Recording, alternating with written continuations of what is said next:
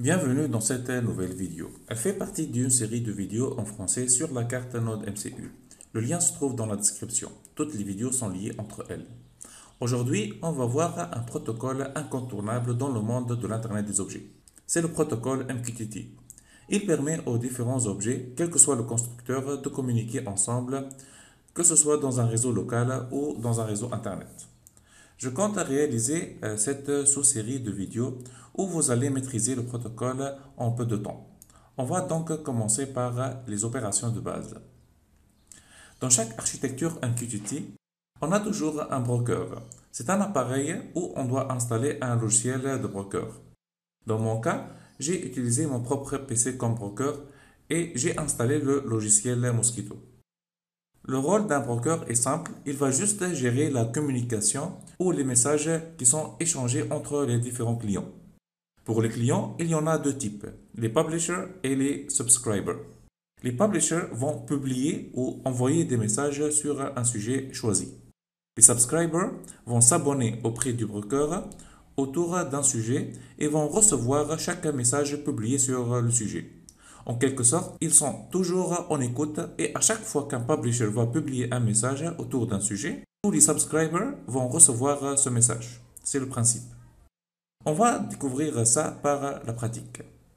Dans mon PC, j'ai installé le logiciel Mosquito pour le transformer en broker. Mon PC va devenir donc le centre ou le serveur.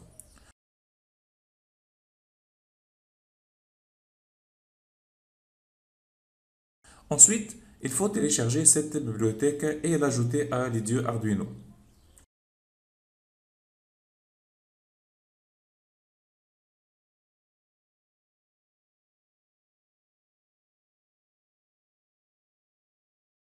Dans cette première partie, je vais tester mon broker. Je vais donc lancer le serveur, puis s'abonner à un sujet, puis publier un message. Je vais pour le moment utiliser uniquement mon PC pour s'échanger ces messages.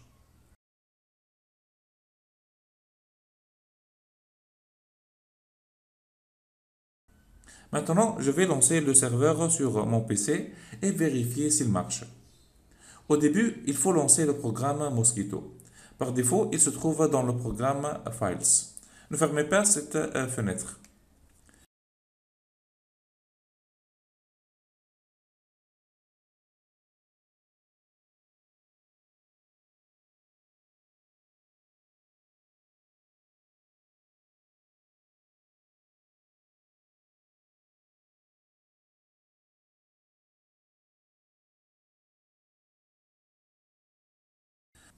Pour la deuxième étape, je dois connaître l'adresse IP du broker. Dans ce cas, ça va être l'adresse IP de mon PC. Pour cela, il y a la commande ipconfig sur Windows.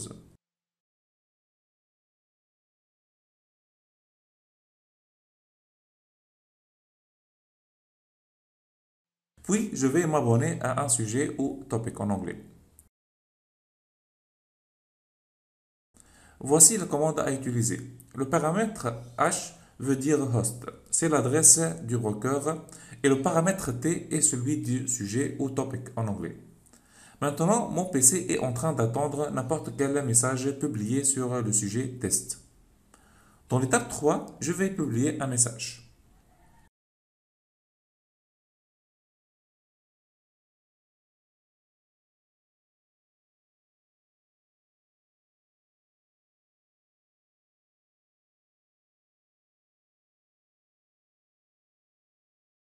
Je vais utiliser la commande mosquito pub avec les paramètres du host, le sujet et le message. Vous pouvez voir en même temps que le message a été reçu par la fenêtre du subscriber. Donc ici, je suis sûr que mon serveur MQTT marche et j'ai réussi à faire une communication interne dans mon PC. Maintenant, on va aller à notre outil Tuniot et faire la même chose avec une carte ESP8266.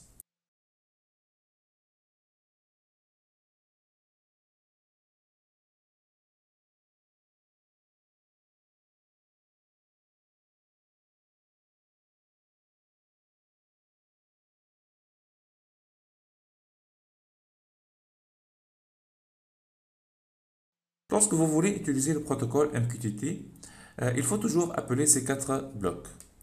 Le premier est MQTT se connecter au serveur. Il faut le placer dans la partie Setup après la connexion au réseau. Il faut spécifier l'adresse du broker. Le deuxième bloc est MQTT boucle. Il faut le placer dans la boucle principale.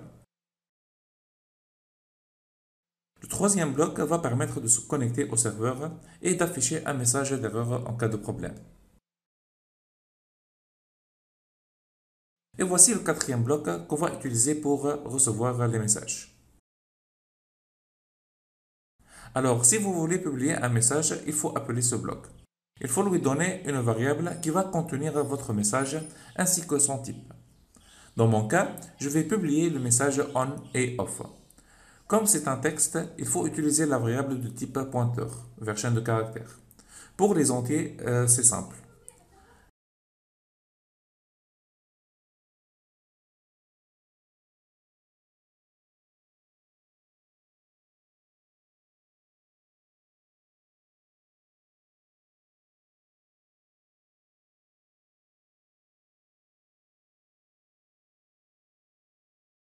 Maintenant, je suis en train de publier le message on.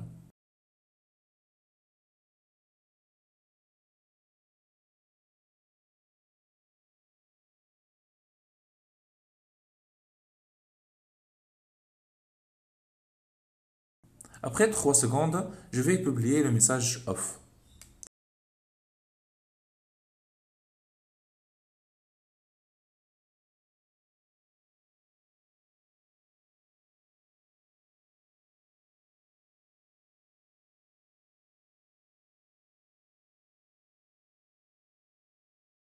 C'est bon, j'ai terminé. Je vais maintenant téléverser le programme.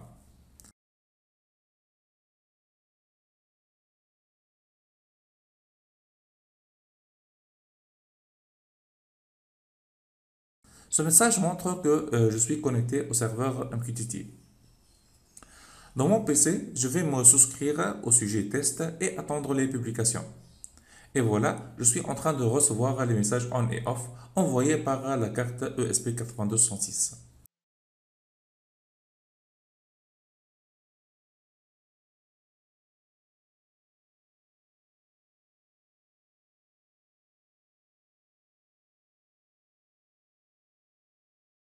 Maintenant, on va voir comment s'abonner à un sujet et afficher les messages reçus avec notre carte.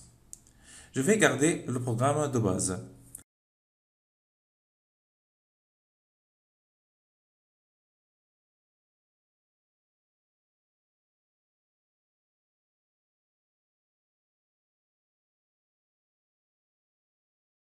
Il est préférable de mettre le bloc s'abonner dans la partie connectée. La fonction callback va permettre de gérer les messages publiés. Chaque fois qu'un message est publié, je vais l'afficher ainsi que le sujet associé.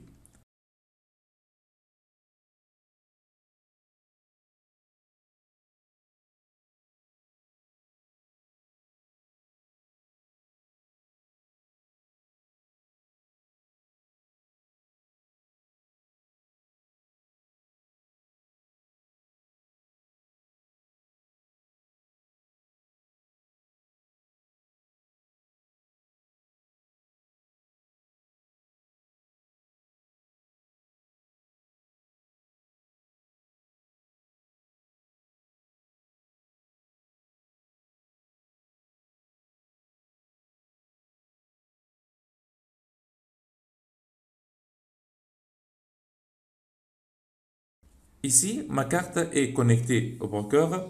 Je vais essayer donc de publier un message.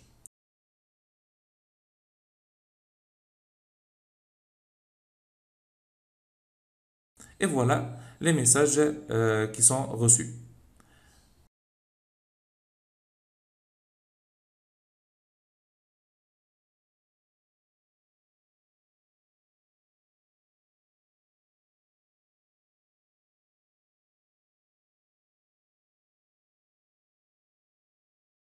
Donc, pour le moment, vous avez fait le plus dur. Le reste va être très facile.